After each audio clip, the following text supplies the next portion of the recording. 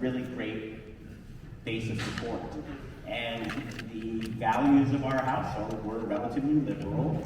I was always very political. My family was not super political, but not political, just they weren't as passionate about politics and history, but I always was. That's what I was drawn to as a kid and very, very into it. But I did grow up with family and a community that taught me the values in the Jewish tradition. We say tikkun olam, the obligation to mend the world.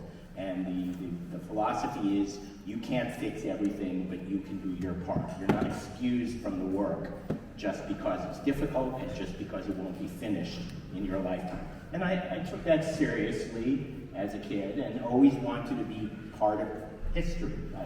History was my passion. I wanted to read history, I wanted to go see history, and I wanted to be part of history. I wanted to help make history, whether through politics or, as life turned out, other means.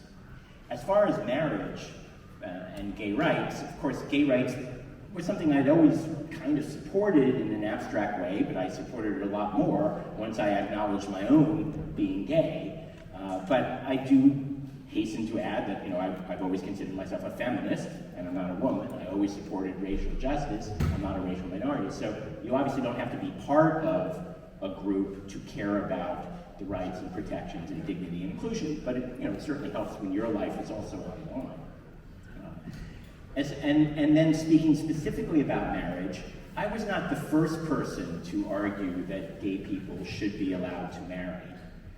As you saw in the video, by the time I was writing my law school thesis in 1983, arguing for the freedom to marry, I was writing about the first wave of cases brought by early, brave, pioneering couples way ahead of their time, as it were, in that period, who began in the immediate aftermath of Stonewall. We usually, somewhat arbitrarily and erroneously, date the modern gay rights, as we used to say, now LGBT rights movement, from Stonewall, where people fought back against police oppression and actually rioted and had days of insurrection against the then ubiquitous police harassment and abuse at a bar in New York, just a few blocks from where I live. And that, again, was not the first time gay people had ever stood up. It was not the first time LGBT people had ever raised a banner. But it proved to be a turning point because from that point on, we never stopped.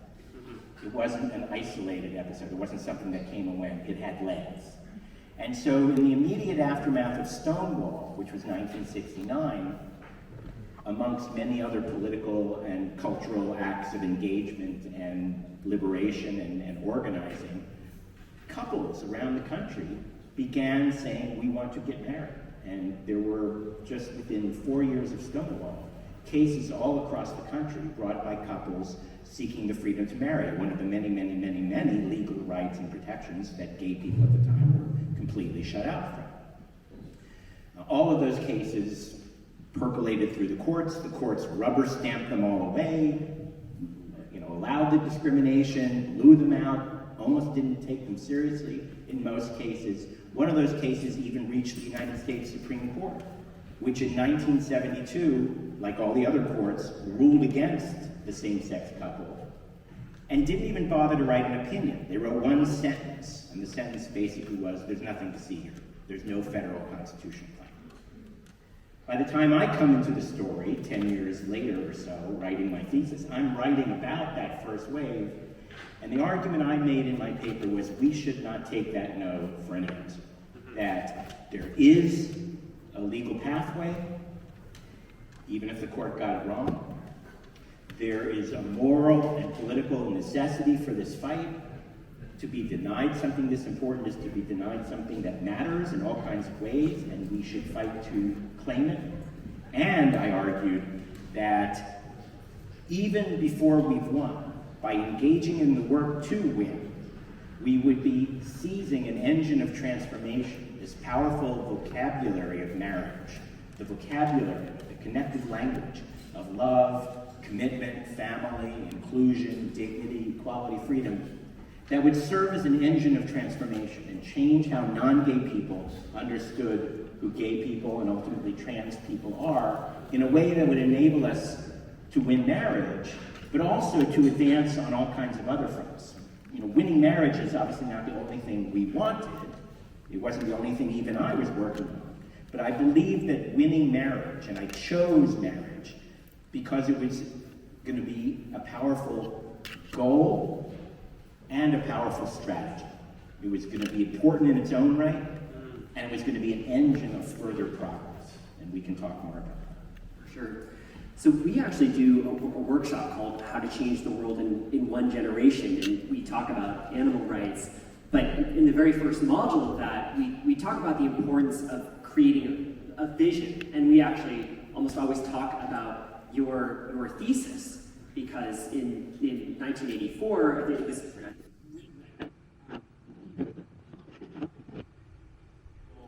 like on the books in Supreme Court of Bowers v. Hartwick just 2 years later. And so, I mean, it was, did you think at the time that it was quite the pronouncement? I mean, reading your thesis, it was amazing how confident, how assertive you were, the words, but on the inside, did you actually feel that confidence? And how did people, your colleagues and others kind of respond? Did they think you were going too far, or did they think you were right on line? So the woman who coined the word feminism was a French suffragist, a French fighter for the right of women to vote in the 1800s named Hubertine Auclair. And she said, if you would obtain a right, first you must proclaim it. So step one to changing the world, step one to fixing something, is to put forward, as you said, the vision of what the world would look like. What do you want? What will it look like? And you have to put it forward in a way that inspires others to believe in its importance and in its attainability. So for both instrumental reasons, but also temperamental reasons, I always believed we would win.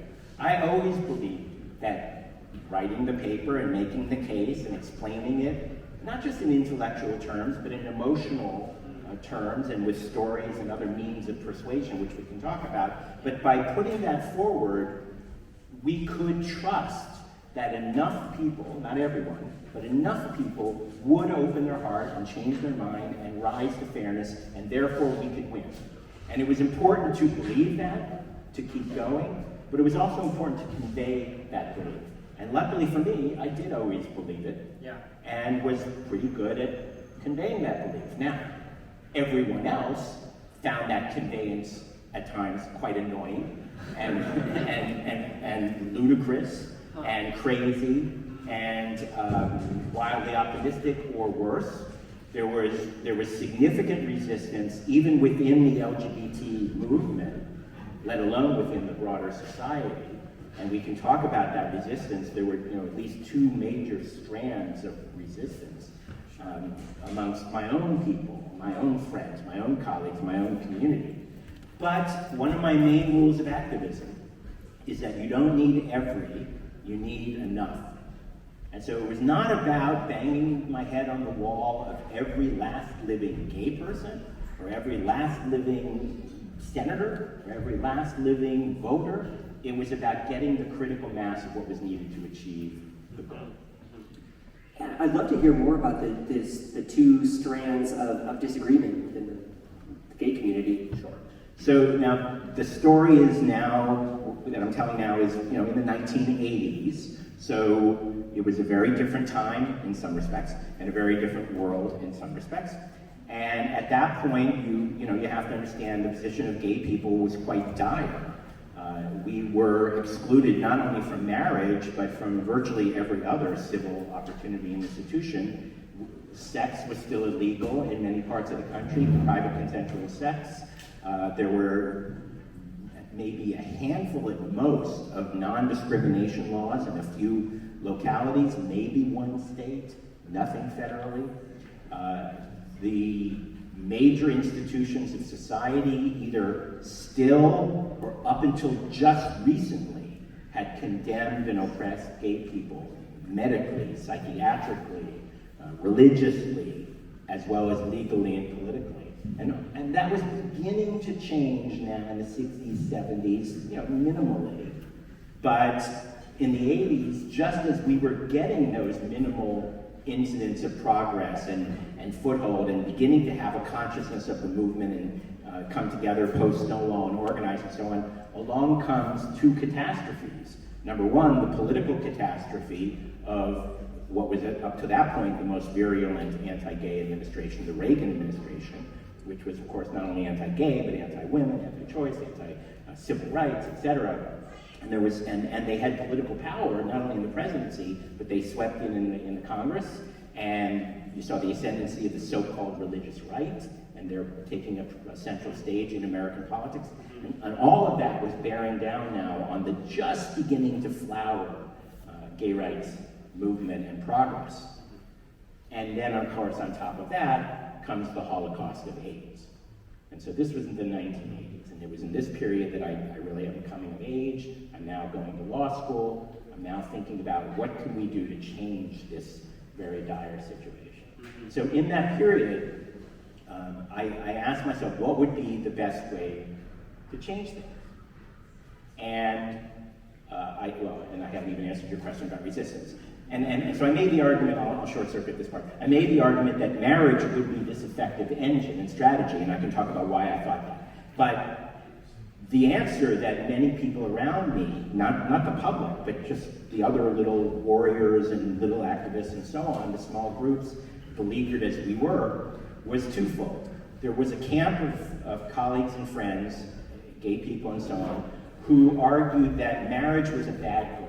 This is not something we should even want. We should not fight for it.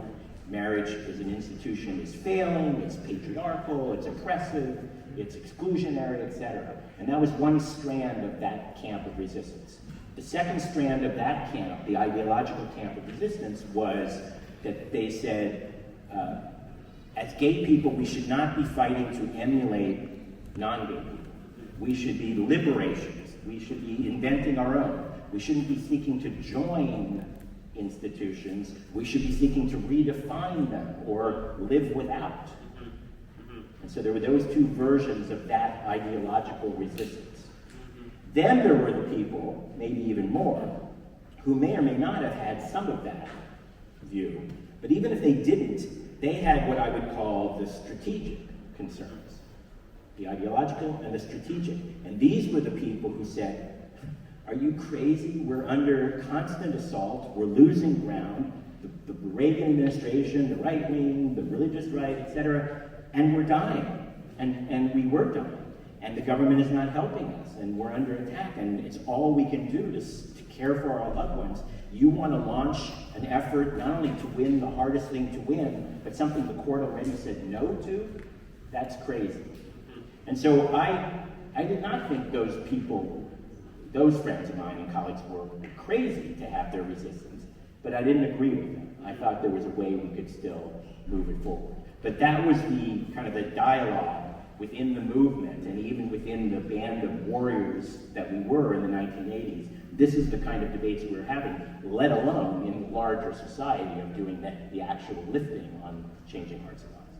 Was there ever a moment when the arguments that the ideological folks kind of made you rethink things, or were you always convinced that marriage was the right strategy and the right goal?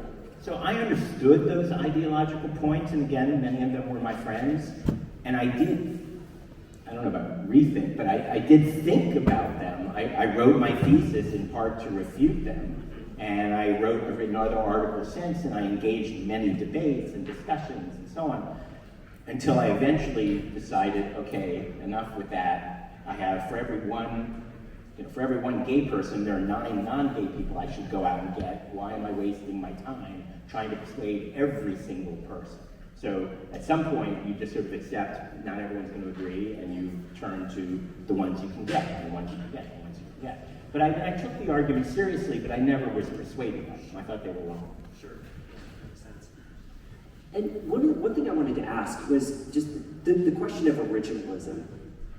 And, because ultimately Obergefell was decided under the 14th Amendment, right? But at the time the 14th Amendment was written, I think you would probably agree that the drafters did not intend for that amendment to apply to gay people, and specifically the right to marry. And I know that this was kind of, Scalia and others kind of raised this argument that like this shouldn't be happening through the Constitution, it should be happening through the democratic process. So I'm just curious, how did you kind of approach that, the issue of originalism and kind of, yeah. There are these legal categories, however you want to describe them, originalism, textualism, methods that are ways that law professors and judges will describe their theoretical approaches to the Constitution. Originalism being the idea that you should look to what was the original intent at the time the language, or the Constitution, the amendment was written, and that's what should control. There's no evolution, there's no changing understanding at times. It's whatever it meant back in 1789 or in 1865, etc., 1867. And then there's textualism, which is another kind of shell game lawyers and jurisprudentially oriented people will play, where they say you have to look only narrowly to the words, and it's exactly what the word says, no matter what the logic, no matter what the context. As you can tell from the way I just said that, sure. I think a lot of that is post hoc justification for what the judge wants to get to. Now that doesn't necessarily mean it's a corrupt, terrible thing. We're all human beings, we do want to get to places, and we should take arguments seriously and weigh them carefully and not just do willy-nilly whatever. But I think the idea that there is some secret answer of originalism, that all you have to do is open the envelope and the answer's there, is phony. So, when Scalia, who purported to be an originalist and a textualist to some extent, but would vary from that any time he chose to achieve his own ends, when he asked the question in the marriage argument, the question he basically says, well, when did the Constitution suddenly require marriage for gay people?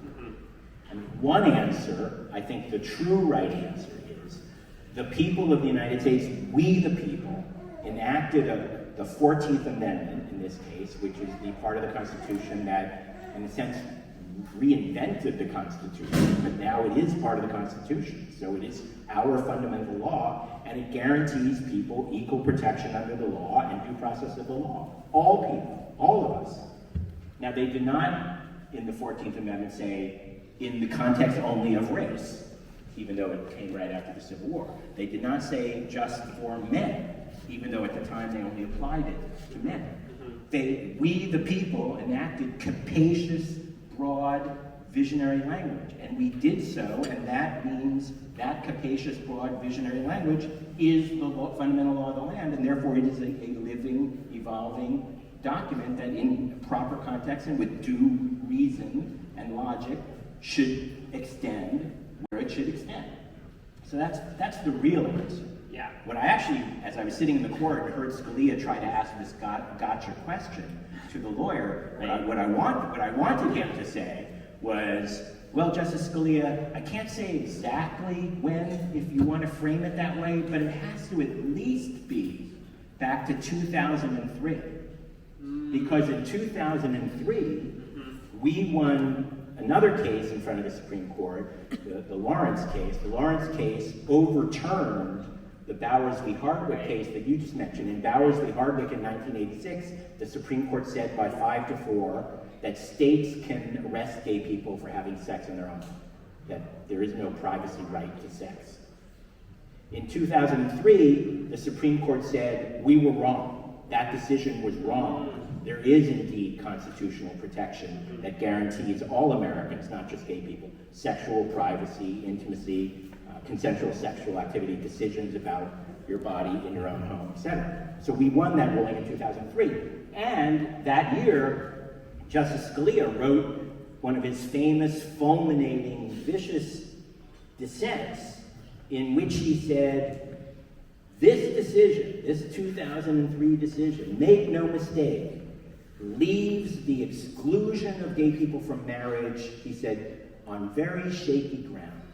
Because the logic of this ruling today cannot be limited and cannot allow the exclusion of gay people from marriage to be argued down the road.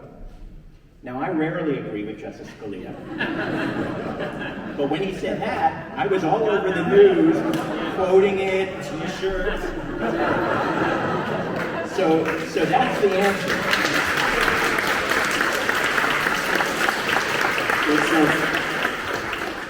Now, in general, how have you approached dealing with the opposition, right? Because in any movement, you've got a broad cross-section of the American population that's kind of open-minded, it just sort of goes along with what their friends and family think, but then you also have folks who are so committed to the status quo that they'll fight you, and they'll sue you, and they'll spend their own money and resources mobilizing against you. So for people like that, do you have hope, and did you have hope in winning them over and in persuading them? Or was the strategy always just to beat them and still keep your eyes on Middle America? The most important thing to do is to solidify your base and bring over the middle. Mm-hmm. Not spend all your time and energy on the hardcore opponent, the resistance, the haters, whatever the case may be. There's going to be a portion you are not likely to get or never going to get on any timeline that you're going to want to live with. So while you should be aware of your opponents, you should understand them, you should know their playbook, you should figure out where the weaknesses are, etc. You should not be tailoring the bulk of your activity to the opposition. Instead, you should be getting everybody you can get on yours and engaging what the people I used to think of as the reachable but not yet reached middle. Now, when you're at a given point in a struggle, and let's say there's a polling question, you might get a number that 68% don't support your position. But that 68% might very well be composed of 20% hardcore, 40% not yet there, not sure, scared, resistant, uncomfortable, haven't thought about it yet, and so on. And it's very important to shape your strategy and your tactics and your work so as not to push that not yet with you opposition into the camp of the hardcore opposition. We were always trying to find a way to bring them over. Not to bring them over, but to bring them. Yeah. And given that marriage equality has basically won, what has the mindset of the hardcore folks shifted at all? I mean, have any former opposing counsel come up to you and said like, hey, I know we argued this, but mea culpa, you were right? Or are they still entrenched even after the rest of society has gone along with marriage equality? Well, the polling numbers are a good answer, and that shows that when I started working on this, and again, I wasn't the first, but I was the one who picked it up and stayed with it, and led during the period where we began to see the traction, and then the accumulation, and then the victory. But in 1996, so 25 years ago, just really literally this month, I was with my non-gay co-counsel, Dan Foley, doing the world's first ever trial on whether gay people should be excluded from marriage, 25 years ago this month. And at that time, the polling showed that only 27% of the American people supported the freedom to marry. When I was writing my paper, we were at 11%. After the work and the campaign and all the battles and everything we can unpack and talk about, as we stood in front of the Supreme Court to claim the win in 2015, we had grown that 27% support from 1996 to 63%. So,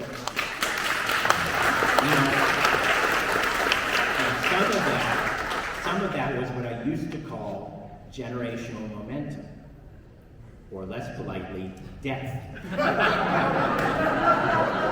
Older people who are opposed shuffle off the mortal coil.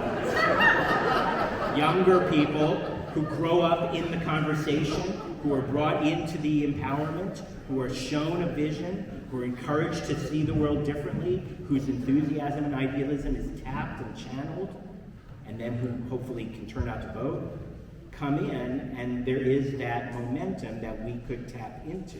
And we very much put that to work for us. But it was not only generational momentum. People did change their minds. We persuaded people at every level, including just yesterday. You saw Liz Cheney. Liz Cheney. Now, I can't claim full credit for this because obviously there have been a few other things going on in her life that might have helped her to open up. But you take what you can get. But Liz Cheney yesterday said she was wrong when she opposed the freedom to marry. And she's a hardcore conservative, although it turns out technically she's key. So that's just an example of people have changed their mind, and the polling since 2015 likewise bears that out. We were at 63% in 2015. Every year now, at the time of our victory, they tend to poll again to see where we are. We now this year hit 70%, including for the first time this year, a majority, even of those willing to call themselves Republicans. We have a majority of even people over 65. We have majority support now amongst almost every religious affiliation in the United States. We have majority in all 4 quadrants of the United States, including the South. So the support has continued to diversify, to deepen, and to grow.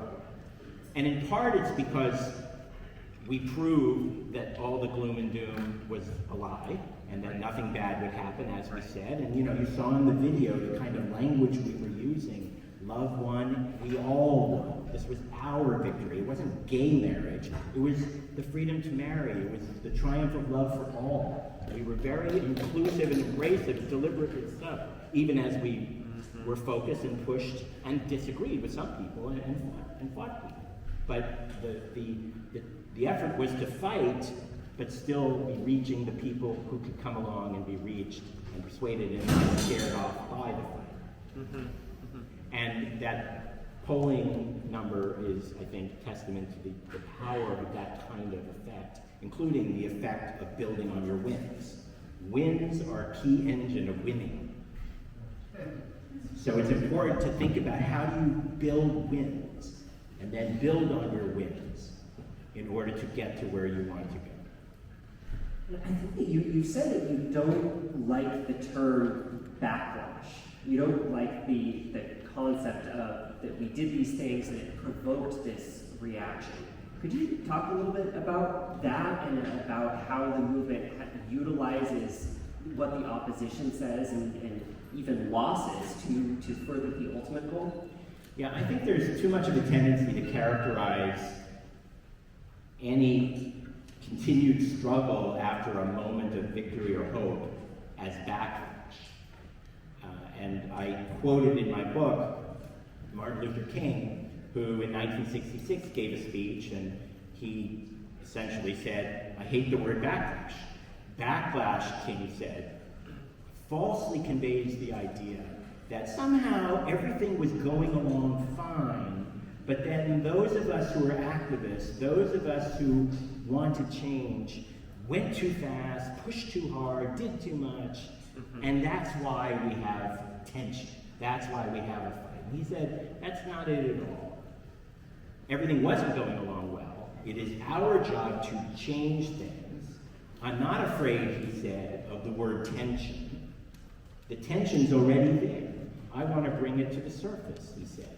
There's a whole metaphor about pus and bringing pus with us. But we'll go with tension. And so I agreed with Dr. King, brave stand, and always believe that. And so when I find activists, particularly activists on the left, who too often will characterize any resistance as backlash, and I think backlash is a very disempowering term.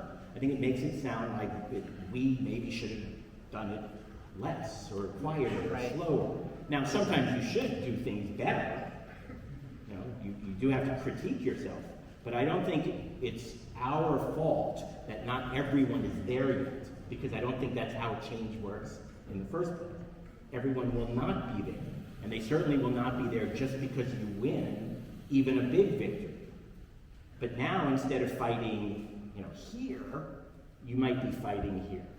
That's not backlash, that's struggle, that's the work, that's continued existence. You know, the line I used to give when I was crisscrossing the country, rallying people for the Freedom to Marry work was, their backlash began before we even lashed.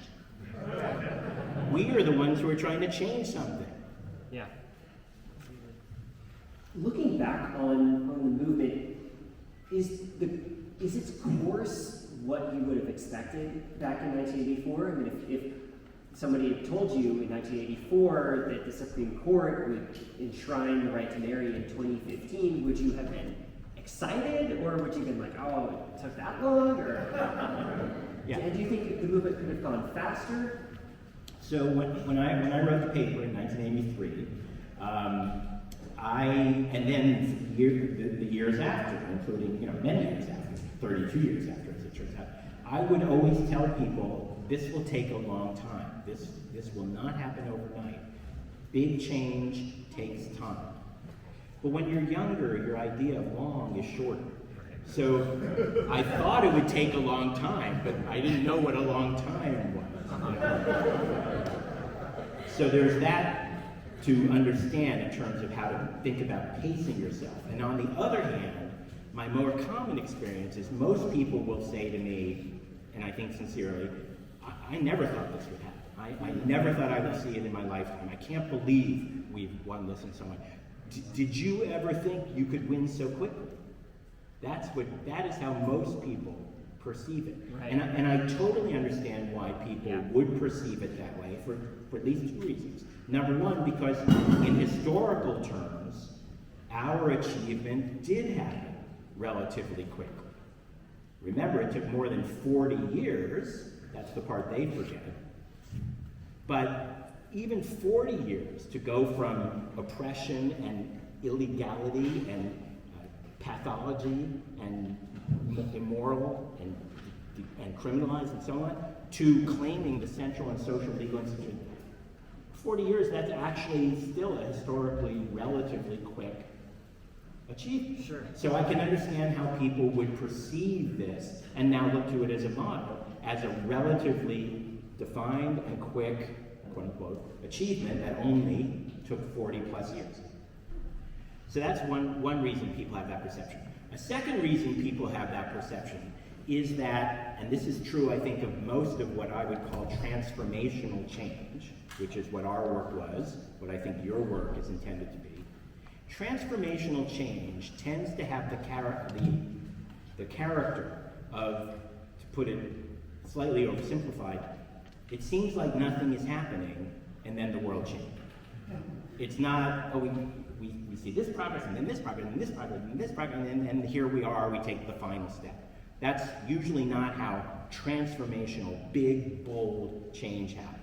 It's much more struggle, and then we achieve.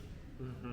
And then after you achieve, everybody looks around and says, oh, well, that was inevitable. Yeah, right. Of course, it was inevitable, right. In the last, and so the point being that the rate of progress vastly accelerated toward the end of the struggle, where it became very palpable and obvious that there was this momentum.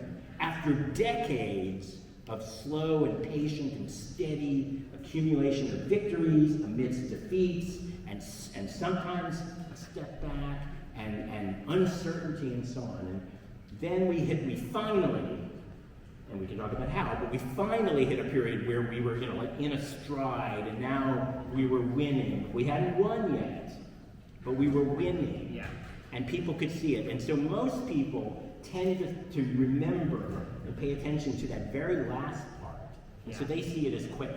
Like the day they started paying attention, a few weeks later, a few years later, it happened. As opposed to the 40 years when they weren't necessarily paying attention or have already forgotten. And when did you really start feeling that momentum shift? Like, when did you really start feeling like we are now on the right path? Well, again, I'm the anomaly because I always believed we were winning. Yeah. I always saw it as winning. And I think in some ways, the most important speech maybe, I ever gave was in 2003. We had, no, sorry, 2004. In 2004, it was an election year. On the ballot were, thanks to George Bush and Karl Rove, ultimately 13 ballot measures aimed at cementing the denial of marriage and in some cases the denial of broader rights as well for gay people into state constitutions, which they began using as a technique in their mind to turn out their voters in this presidential election.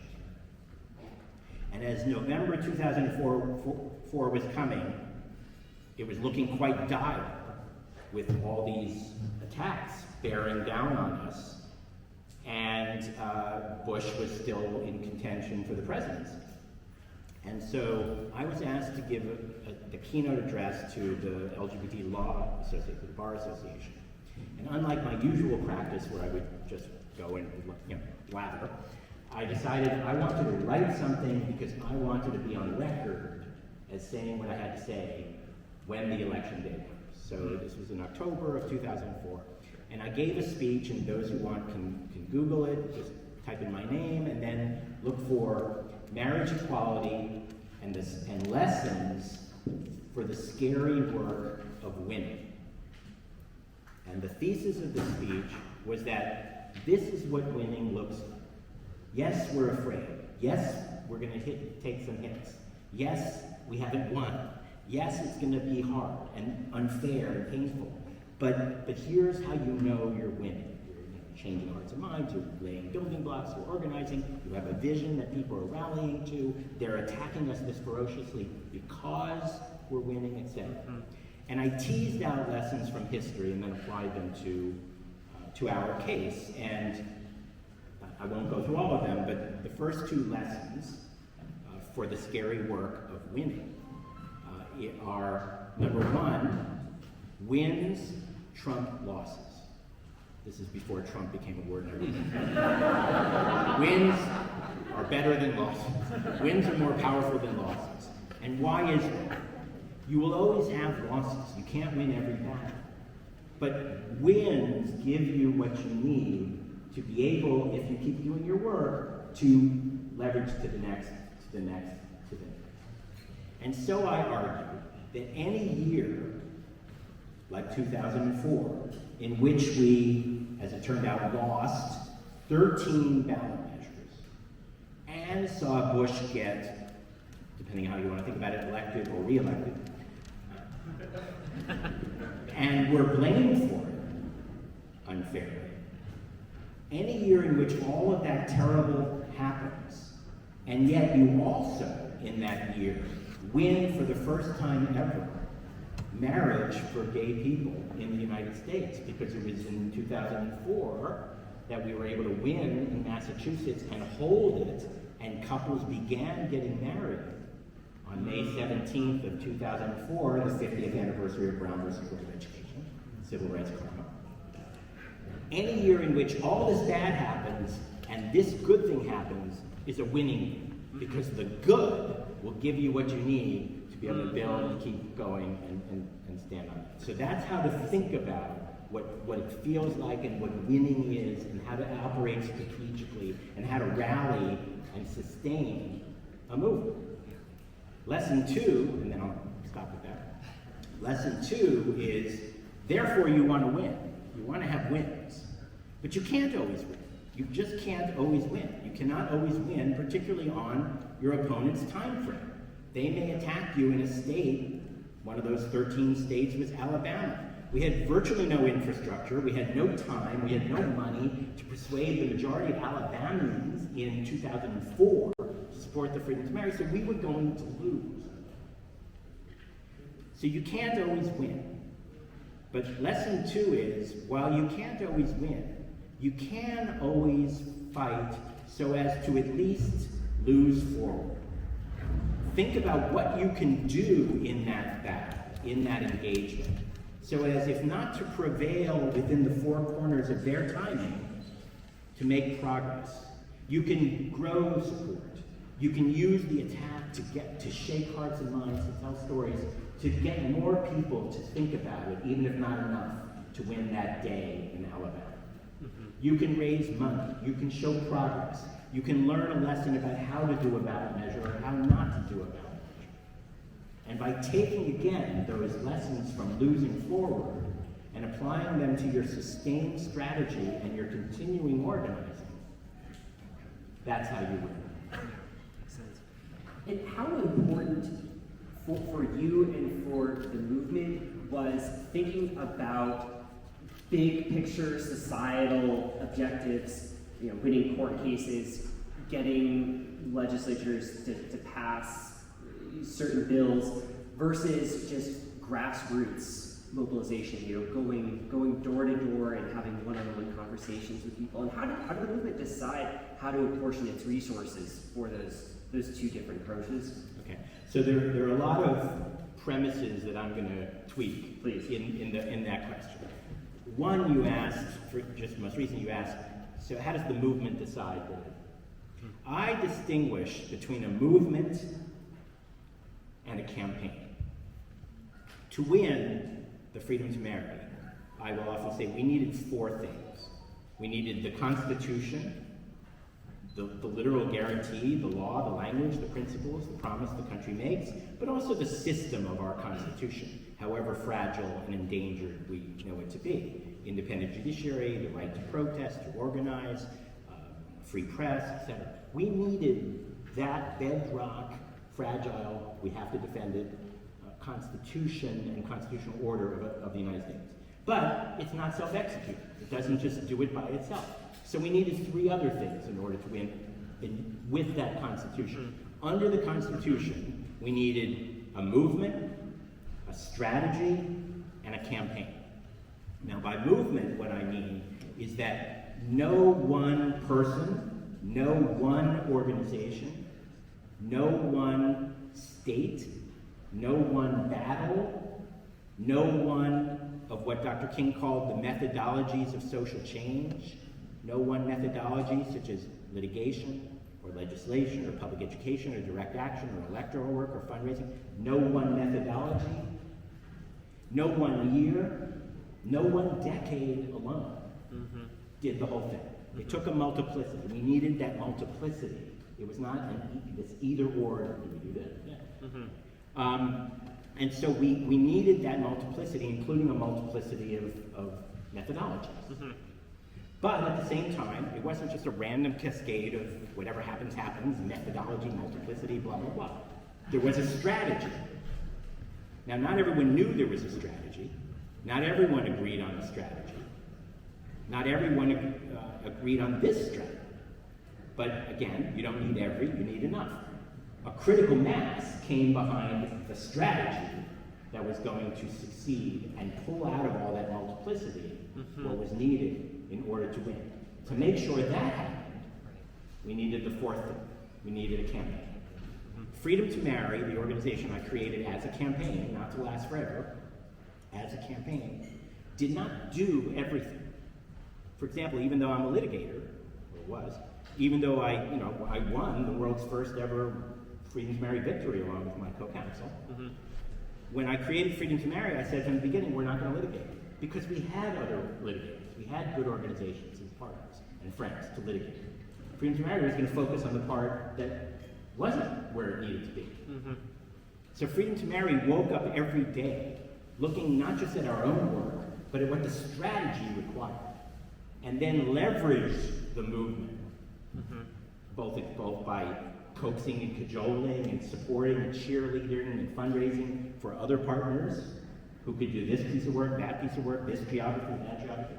And where there were gaps, we would work to fill them, either by trying to get someone else in or by inventing our own thing. So somebody was paying attention to the entire, not doing the entire, but paying attention. I see. So those four ingredients were necessary. So the answer to your question is, a movement doesn't make these choices. Movements have multiple priorities, multiple perspectives, multiple egos, multiple terrains, multiple methodological strengths, and so on. But somebody needs to bring coherence behind a strategy to a goal.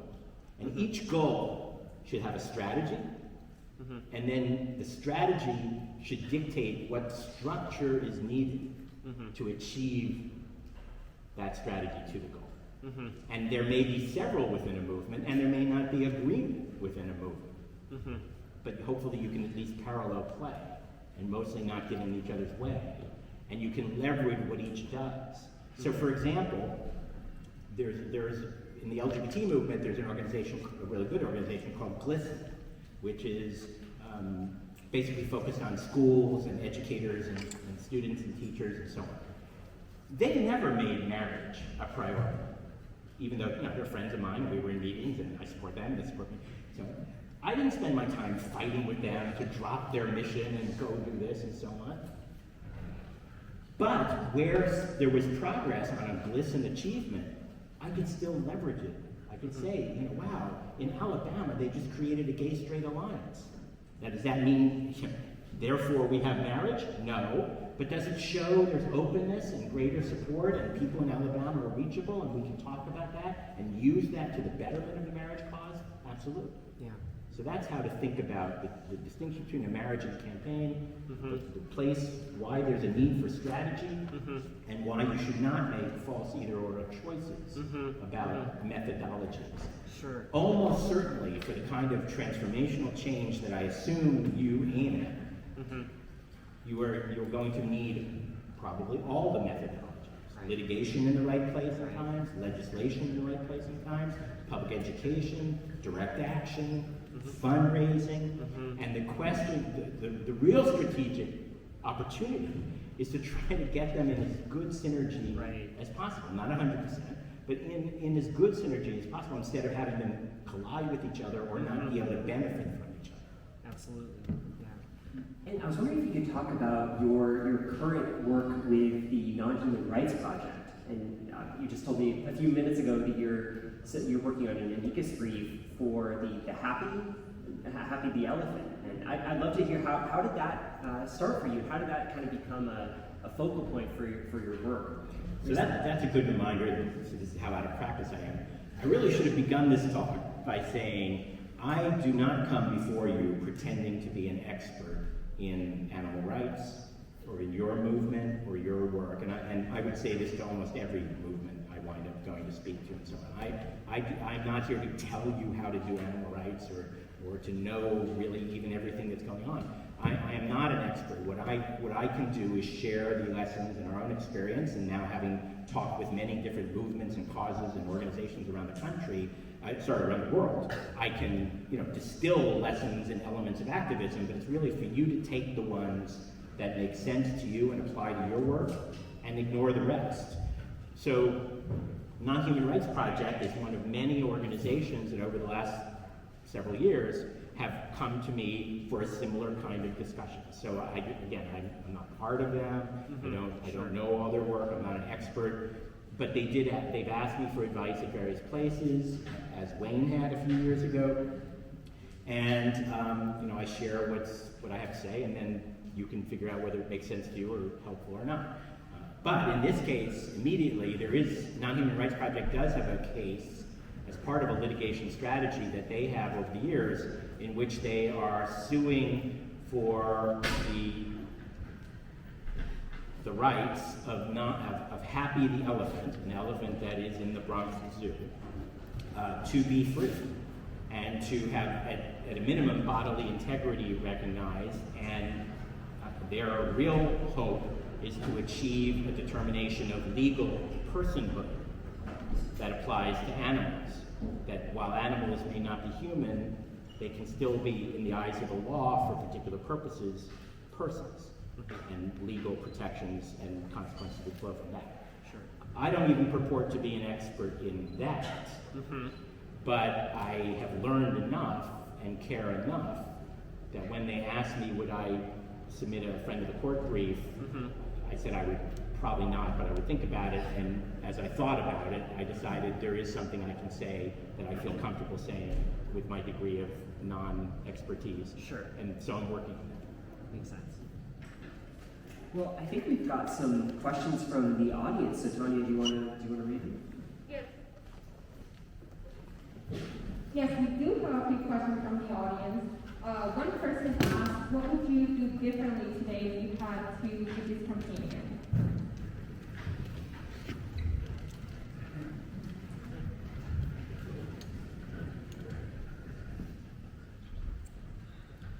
You know, there are certainly mistakes I made at various points during my 32 years of that campaign.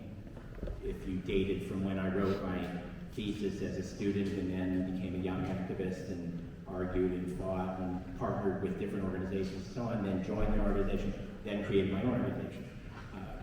There are certainly many mistakes that I made. I think I, over time, learned better how to build a team. I learned better how to both lead in strategic clarity so that we're focused on doing the work that matters and not getting distracted with other stuff, but at the same time not squelch others' ability to contribute and to feel empowered to do the work so that I wouldn't micromanage and so on. I think I had to learn over time how to do better with all of that, and that became a very important part of success because building and sustaining a team is something that eventually I got right and eventually was a key element of our success.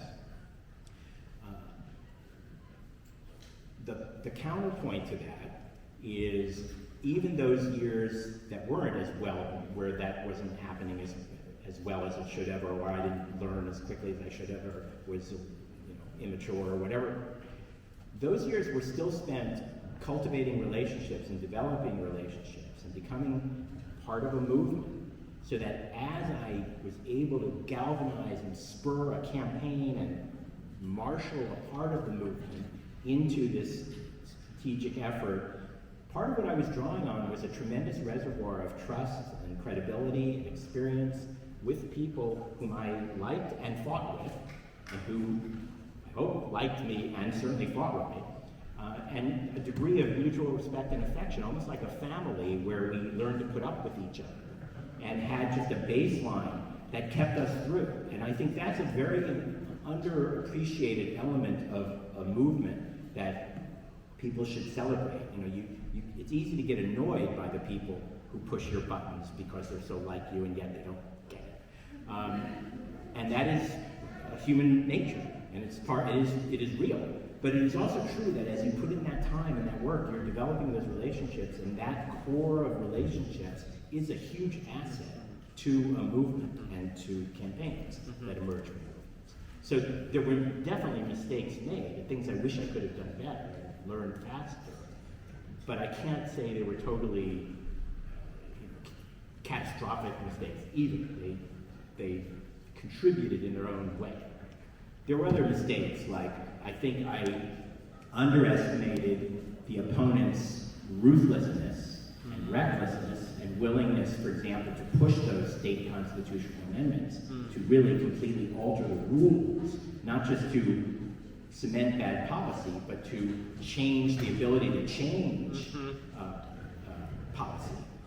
And that wave of attacks that was directed against gay people in the marriage campaign, and then we see it to some extent in other causes now as well, was something I didn't foresee and took a while to fully appreciate. And now I think, of course, with the retrospect of today, you can see it's part of some greater degradation in American democratic value on the part of a large segment of our country. We see that recklessness with core democratic norms and principles that extend far beyond gay to democracy itself. Great, thank you for that answer. Now, another person would like to know, how did ACT UP work influence yours? How did ACT UP? Yeah, ACT UP. How did it influence your work? Yeah. So, I was a member of ACT UP, although it wasn't the focus of my activism. I tended to be more on the gay rights side and more doing marriage work and so on, but I attended ACT UP meetings in the New York Center in New York. Many of my close friends were ACT UP people and very much consumed in it. And I had tremendous respect and affection for many of the players who are still my friends, and historically, and very much appreciated the energy and the activism and the methodology, particularly of direct action, but also the less sung methodologies of research and careful infiltration of institutions, and their increasingly good ability, although it took a while to get there, to play good cop, bad cop, and use that strategically. It began much more bad cop. But over time, some of them, some parts of ACT UP, learned how to work institutions not just from the outside, and not just in the colorful, vibrant, direct action, vocal, angry ways that they're mostly still known for, and that they themselves probably still mostly celebrate. And I think it's another example of history showing you that that one methodology, even if it gets a lot of the glory and a lot of the headlines, is actually not the full story of how things succeed. It's not how change happened, which is not to say that there wasn't a room for it and a role for it. And similar to the kind of story I told about my own evolution of learning how to do things and so on, it just may be that some people had to go through that kind of, if you want to call it a phase, I don't want it to sound condescending, in order to get to a more nuanced, more multifaceted appreciation for integration of activist strategies. And of course, some people were there, some people never got there, and some people were in the mix and so on.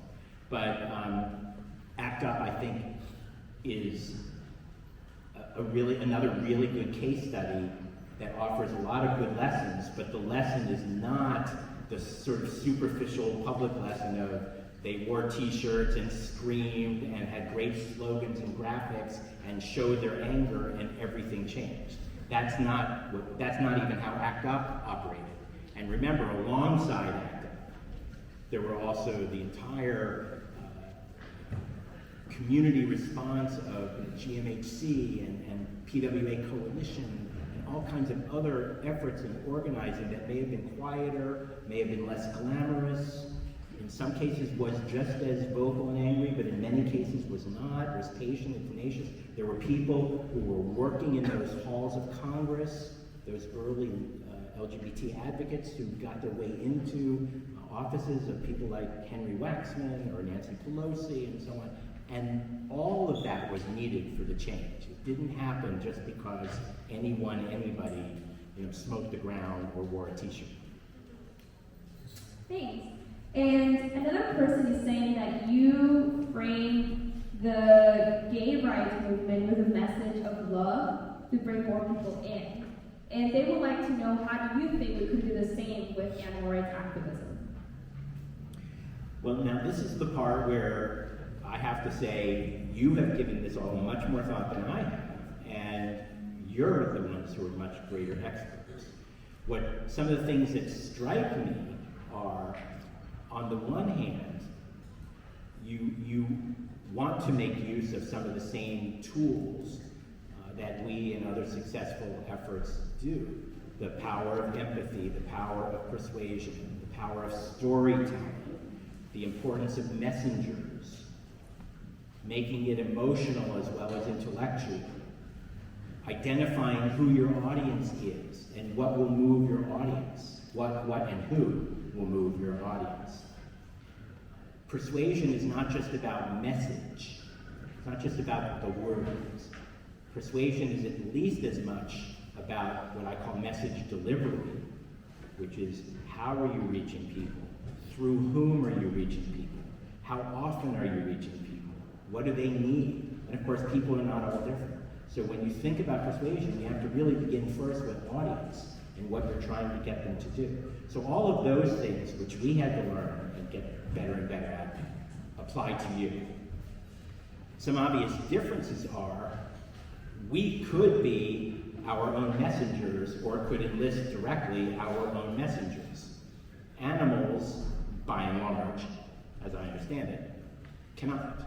So you have that distance already to think about how do you bring the voice of animals into the conversation when the animals themselves are essentially voices. That's something you will have to figure out. I think one way to bridge that is, of course, through emotion and empathy and story and personalization. I think Happy the Elephant is a better way to talk about it than, animals. In the same way that, in the same way, anytime we make it personal and immediate and concrete and real, it becomes more persuasive than when we're talking about categories. So I think you have a lot of room to do that, and a lot of creativity you'll have to bring to that, using some of those same elements. The other part of persuasion is, on the one hand, it's the stories, the making it personal, the messengers, the message, etc. The other part of it is values. What values are you seeking to tap? What values are you leveraging in the audience that you're seeking to move? And then you want to adapt your tactics and your efforts, your actions, to something that will elicit and convey and engage those values, rather than alienate, shut down, or be at discord with those values. So this is something you have to think about. So it's not that when I was on television debating a right-winger, I didn't think, I'm an asshole. Right. But if I just say what an asshole, it might feel good, and it might be truthful, and it might be my immediate response to that person, but that person is not my audience. Right. That's my audience. Right. So what I was always trying to do in our engagement with our opponents was to think, well, the people watching this, they may not agree with everything I say. They may not even want to like me that much, but they're definitely not going to like this guy. So how do I make that happen? And give them a path. And I think that's not only true on television. I think that's true as you think about how you engage people. How do you bring them in? How do you bring them along? Now, does that mean there's no place for controversial, bold, disturbing actions? Obviously, you think there is room for that, and there's certainly a long history of activism across many movements that has that element, and I think there is room for that element. But that element, like every element, has its limits. And you have to think about what are you doing to leverage into the mix of elements that are needed to achieve this strategy, the range of things, not just do the one that's either most satisfying, most gratifying, most edgy, or what have you, unless that's the one that is literally going to achieve the objective in the moment and contribute to the bigger lift. And that's something you will have to calculate, and almost certainly will disagree over within your movement. Movements don't all agree. I hope that's answering the question. That is a thing.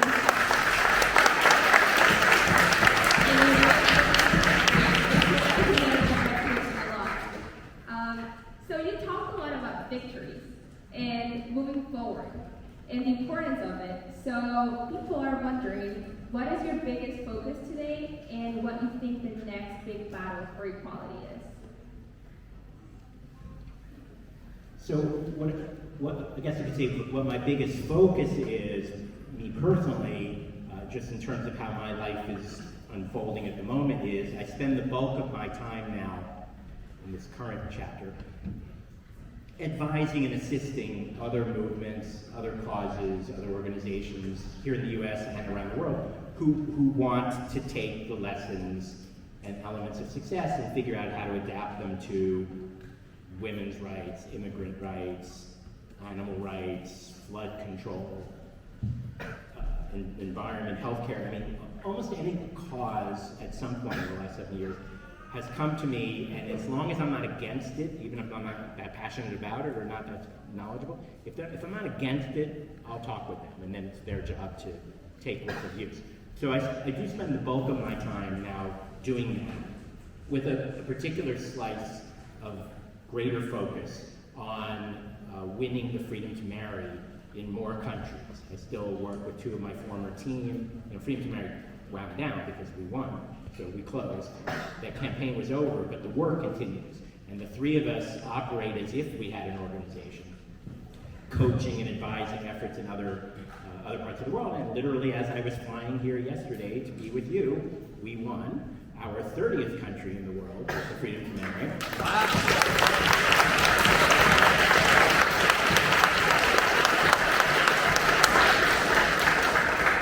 Anybody know what it is?